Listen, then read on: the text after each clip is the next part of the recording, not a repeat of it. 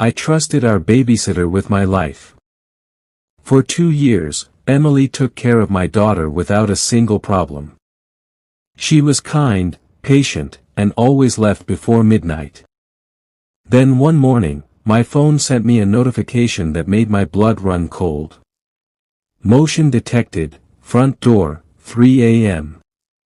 I figured it was just a stray cat. But when I opened the Ring camera footage, I saw Emily standing on my front porch. She didn't knock. She didn't try to come inside. She simply stood there, staring at the front door for nearly 3 minutes, before slowly turning her head toward the camera. And what made my heart stop? Her eyes were completely black. Then she whispered, "She's almost ready." The problem was, Emily had gone home at 9 p.m. My name is Daniel. I live in a quiet suburb of Oregon with my wife, Sarah, and our 5-year-old daughter, Lily. Because I worked night shifts as a paramedic, we needed someone we could trust to watch Lily while we were away. Emily came highly recommended by one of our neighbors. She was 23. Quiet. Friendly. Never late. Lily adored her from the very beginning. Sometimes she even cried whenever Emily went home. "She's like a big sister to her," Sarah once said. I agreed. For 2 years. Nothing strange had ever happened. Until the first week of October. Lily began waking up every single night at exactly 3 a.m. She would quietly stand in front of her bedroom window. Completely still. As if she were listening to someone outside. One night I asked, "What are you looking at, sweetheart?" Without taking her eyes off the darkness, she replied, "Emily is playing outside." I chuckled. "Honey, Emily already went home." Lily slowly shook her head. "No. She's still there." I pulled the curtains open. The yard was empty. No one. I assumed it was just a child's imagination. I couldn't have been more wrong. The following night, I was on duty in the ambulance. At exactly 3 a.m., my phone buzzed. Motion detected, front door. I opened the Ring app. The camera showed Emily standing directly in front of our house. She wasn't moving. She simply stared at the front door. For almost 3 full minutes. Then, she slowly turned her head toward the camera. A smile stretched unnaturally across her face. The video froze. Immediately, I called Sarah. "Did Emily come back?" "No," she answered. "She left around 9. I sent her the recording. A few minutes later she texted me back. I just looked through the front window. There's nobody outside. Yet I had just watched someone standing there. Someone who looked exactly like Emily. The next morning, I opened the Ring app again. The recording from 3 a.m. was gone. Only the notification remained. Where the video should have been, the app displayed a single message. Video unavailable. I contacted Ring customer support. After checking my account, the representative said, "According to our system, no footage was ever saved at 3 a.m. I stared at my phone in disbelief. That was impossible. I had watched the video myself. I had even sent it to Sarah. Yet somehow, it no longer existed. That evening, Emily arrived for work like nothing had happened. I showed her the notification. The color immediately drained from her face. "I was at my apartment at 3 in the morning," she said. "Are you sure?" She nodded. Then she opened the GPS history on her phone. She hadn't left her apartment all night. Everything checked out.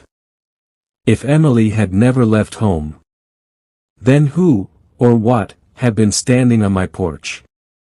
Determined to find answers, I installed another camera inside the living room. If someone was entering the house, I'd finally have proof. At exactly 3 a.m., another notification appeared. I opened the live feed. Emily was sitting on the couch reading a book. Everything looked perfectly normal. Then, she suddenly stopped reading. Slowly, she stood up. She turned toward the hallway. As though someone had quietly called her name. She began walking toward the front door. Just before reaching it, she froze. Her entire body became motionless. Then her head slowly tilted sideways. Farther. Farther. Until it was nearly 90 degrees. In a soft voice, she whispered, "I'm coming." There was only one problem. No one else was inside the house. No sound. No footsteps. No voices. Nothing. Except Emily. The outdoor camera suddenly activated again. I switched to the front porch camera. My heart nearly stopped. Emily was standing outside. Perfectly still. That meant, at the exact same moment, there were two Emilys. One was inside my house. The other was standing outside. They stared at each other through the glass front door. The Emily inside began crying. Tears streamed down her face as she covered her ears. The Emily outside only smiled. Her grin stretched impossibly wide. Wider than any human smile should. At 3:03 a.m., the Emily outside slowly raised her hand. She knocked on the front door. Knock. Knock. Knock. Inside the house, Emily screamed. "Don't let her in." The cameras flickered violently. Static filled every screen. Then, every camera shut off at the exact same time. The lights inside the house never went out. The power was still on. Only the cameras had stopped recording. It was as if something didn't want to be seen anymore. The following morning, Emily arrived with red, swollen eyes. She looked like she hadn't slept in days. "I have to tell you something," she whispered. Years ago, before working for us, she had babysat another little girl. One night, the child died unexpectedly while Emily was watching her. The police ruled it a tragic accident. But Emily never forgave herself. A few weeks after the funeral, she saw herself standing outside her apartment window at exactly 3 a.m. At first, it was only a reflection. Then it started moving on its own. Eventually, it began knocking on her door. Emily looked directly into my eyes. "If it ever gets inside." She struggled to finish the sentence. "I won't be me anymore." I wanted to believe she was suffering from trauma. I wanted to believe there was a logical explanation. But the next night, everything changed forever. The next night, I stayed awake. Every light in the house was on. Every door was locked. Every camera was recording. At exactly 3 a.m., my phone buzzed. This time, it wasn't a motion alert. It read, "Front door opened." My blood turned to ice. That was impossible. The door was locked. I opened the live feed. The front door slowly creaked open by itself. No one was standing there. Nothing. Yet the camera's motion tracker showed something crossing the doorway, as if an invisible person had just entered the house. A cold gust of wind swept through the hallway. Then I heard footsteps upstairs. Slow. Deliberate. I ran toward Lily's bedroom. She was standing in the doorway, smiling into the darkness. Without looking at me, she whispered. Emily finally came inside. The cameras went black. Every screen lost signal. For nearly 30 seconds. There was nothing. When the feed returned, Lily was asleep in her bed. The front door was closed. Everything looked normal. Except Emily was gone. No one ever saw her again. We moved out 2 weeks later. Sold the house. Started over in another town. The police searched for Emily, but she had vanished without a trace. Months passed. Eventually, life began to feel normal again. Then one evening, I received an email from the new owner of our old house. Attached was a screenshot from their Ring camera. The timestamp read 3 a.m.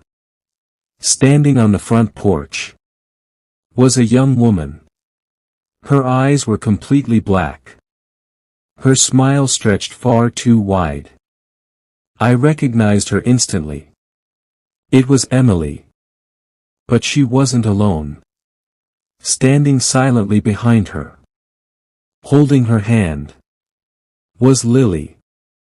I dropped my phone. My daughter was asleep in the next room. At least, that's what I believed. Then my bedroom door slowly creaked open. Lily?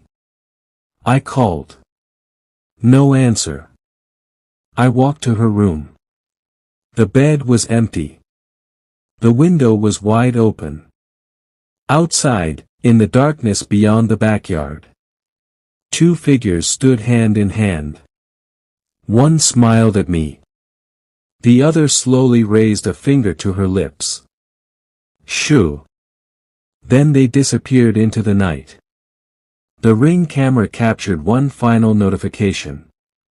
Motion detected, backyard, 3:03 a.m. When I opened the recording, there was no video. Only a single line of audio. A little girl's voice whispered. Daddy. Emily says it's your turn now.